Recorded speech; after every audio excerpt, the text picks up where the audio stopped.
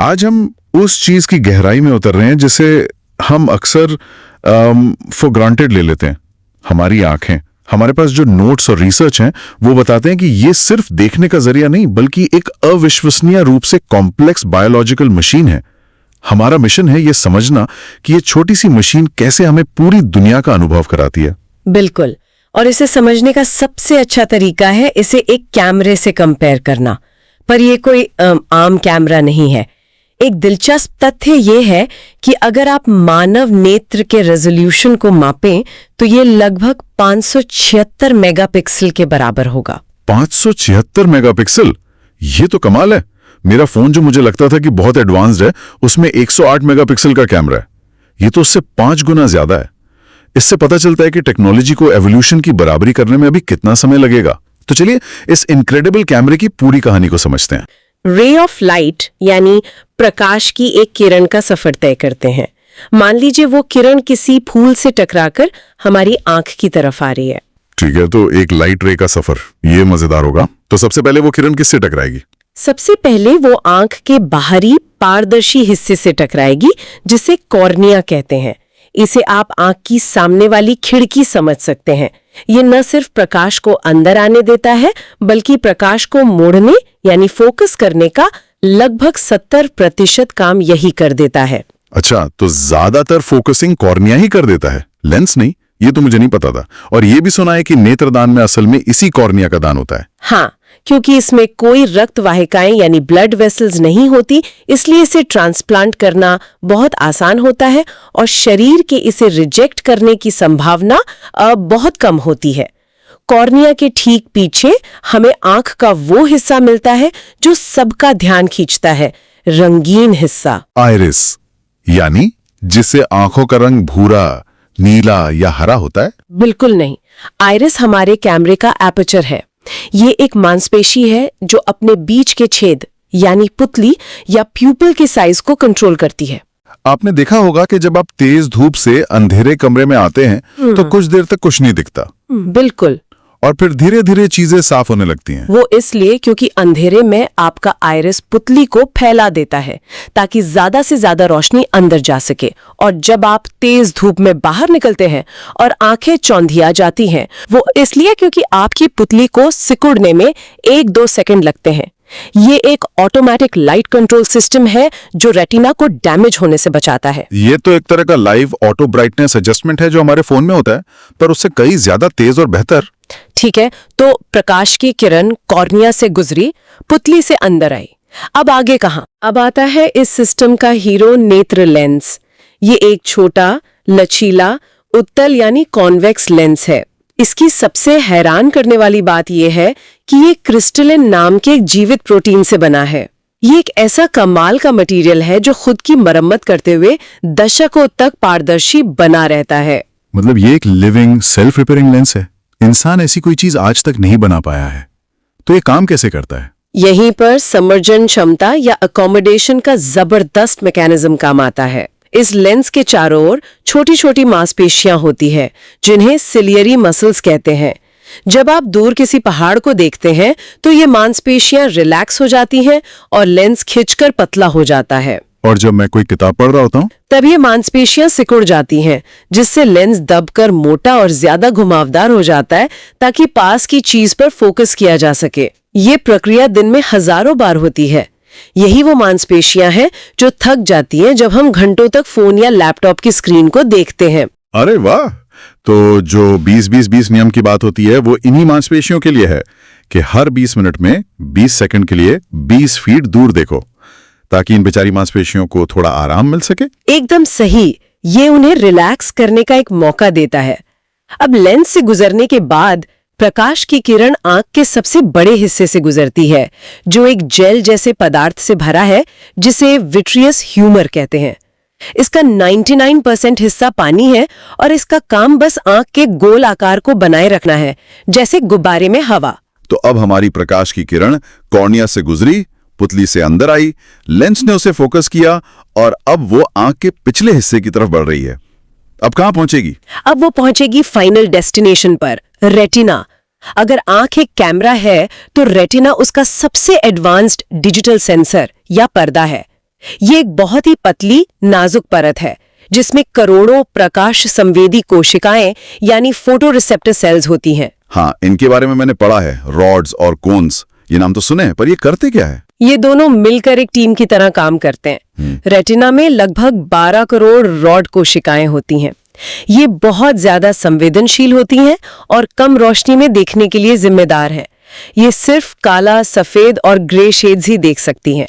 इसीलिए रात के अंधेरे में हमें रंग नहीं दिखाई देते। अच्छा, तो रात में देखने की हमारी क्षमता रॉड सेल्स की वजह से है, तो फिर कोन्स का क्या काम है? कोन्स की संख्या कम होती है, करीब 60 से 70 लाख, और ये तेज रोशनी में काम करते हैं। लेकिन इनका काम बहुत जरूरी है, रंग दिखाना और बारीकियां यानी फाइन डिटेल्स दिखाना। हमारे पास 3 तरह के कोन्स होते हैं, लाल, हरे और नीले रंग के लिए।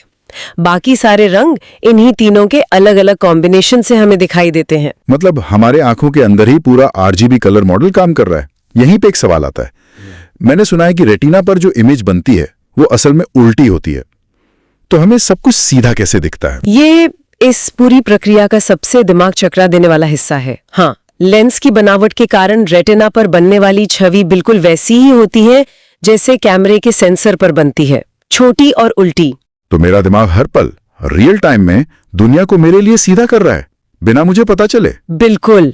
रॉड और कोन कोशिकाएं प्रकाश को सिर्फ देखती नहीं है, वो उसे एक इलेक्ट्रोकेमिकल सिग्नल में बदल देती हैं। ये सिग्नल फिर ऑप्टिकल नर्व, जो एक तरह की USB केबल है, के जरिए दिमाग के पिछले हिस्से यानी विजुअल कॉर्टेक्स तक पहुंचते हैं। और हमारा दिमाग, जो दुनिया का सबसे शक्तिशाली सुपर कंप्यूटर है, इन सिग्नलों को न सिर्फ सीधा करता है, बल्कि दोनों आंखों से आई थोड़ी अलग अलग तस्वीरों को मिलाकर हमें गहराई यानी 3D विजन का एहसास भी कराता है। ये सब 1 सेकंड के बहुत छोटे हिस्से में हो जाता है। कमाल है। तो ये है एक आदर्श सिस्टम। ये इतनी खूबसूरती से काम करता है कि हम इस पर ध्यान भी नहीं देते। पर यह एक बहुत ही नाजुक सिस्टम भी है। क्या होता है जब इस सिस्टम में कोई छोटी मोटी गड़बड़ी हो जाती है? मुझे लगता है यहीं से चश्मे की जरूरत की कहानी शुरू होती है। आपने सही पकड़ा।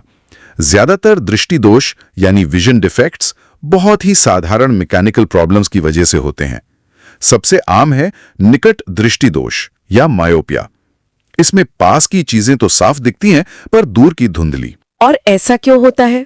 इसकी सबसे आम वजह है कि आंख की पुतली यानी आईबॉल थोड़ी लंबी हो जाती है। इस वजह से जब प्रकाश लेंस से गुजरता है तो वो रेटिना पर फोकस होने के बजाय उससे थोड़ा पहले ही फोकस हो जाता है।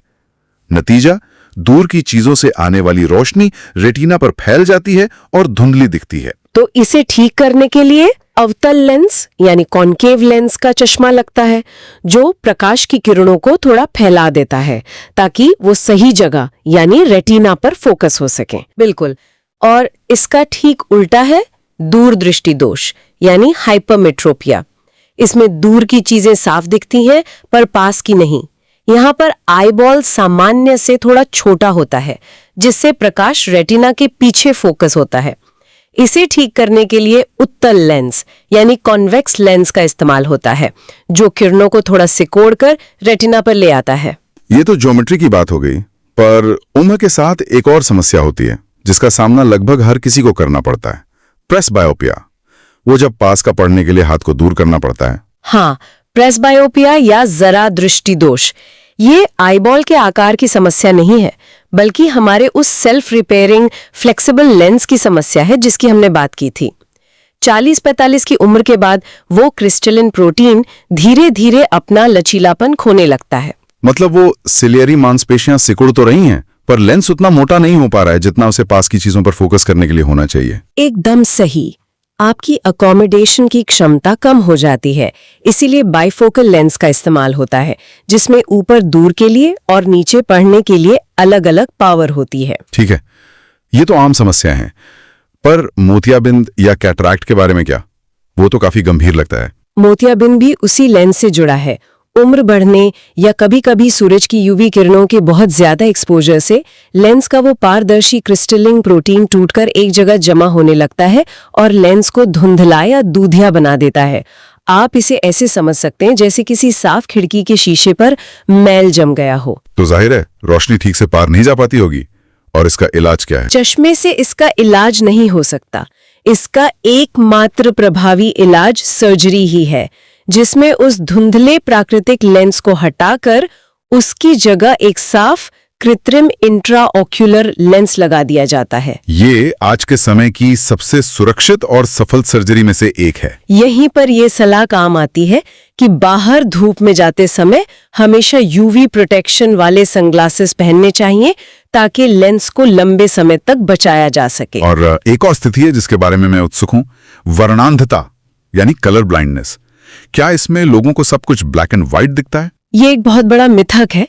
ज्यादातर कलर ब्लाइंड लोग रंग देख सकते हैं, बस उन्हें कुछ रंगों में, खासकर लाल और हरे में अंतर करने में मुश्किल होती है। ये कोई बीमारी नहीं, बल्कि एक आनुवंशिक स्थिति है जो रेटिना की कोण कोशिकाओं से जुड़ी है। अच्छा, तो ये उन आरजीबी सेंसर्स में से किसी एक में गड़बड़ी की वजह से होता है? बिल्कुल, पुरुषों में ये ज्यादा आम है। इसमें होता यह है कि या तो लाल या हरे रंग वाली कोण कोशिकाएं ठीक से काम नहीं करती या होती ही नहीं है। इसलिए दिमाग को सही सिग्नल नहीं मिल पाता और वो इन दो रंगों में भेद नहीं कर पाता। इसका कोई इलाज नहीं है, पर ये किसी के जीवन में कोई बड़ी बाधा नहीं डालता। तो हमने इस पूरे अद्भुत सिस्टम को समझ लिया।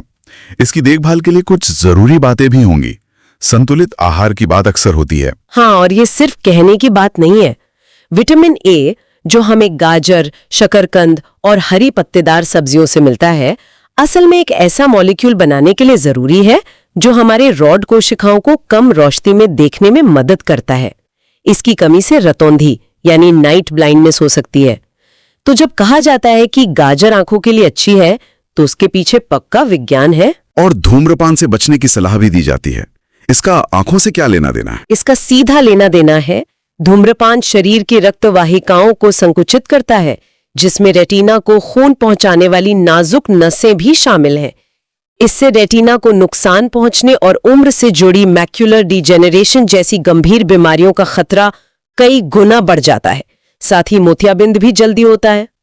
तो ये सारी बातें एक दूसरे से जुड़ी हुई हैं। आंखों का स्वास्थ्य हमारे पूरे शरीर के स्वास्थ्य का ही एक हिस्सा है। बिल्कुल, और इसीलिए 40 की उम्र के बाद नियमित आंखों की जांच बहुत जरूरी हो जाती है ताकि इन समस्याओं को जल्दी पकड़ा जा सके। तो हमने देखा कि हमारी आंख एक साधारण अंग नहीं, बल्कि भौतिकी, रसायन और जीव विज्ञान का एक जीता जागता चमत्कार है। एक ऐसा कैमरा जो खुद फोकस करता है, खुद साफ होता है, खुद अपनी लाइट एडजस्ट करता है और दशकों तक बिना रुके काम करता है। अंत में एक विचार करने वाली बात छोड़ जाती हूँ। हमने बात की कि रेटिना कैसे काम करता है। एक दिलचस्प बात यह है कि जब कोई छवि रेटिना से हट जाती है, तब भी उसका असर लगभग 116 सेकंड तक बना रहता है।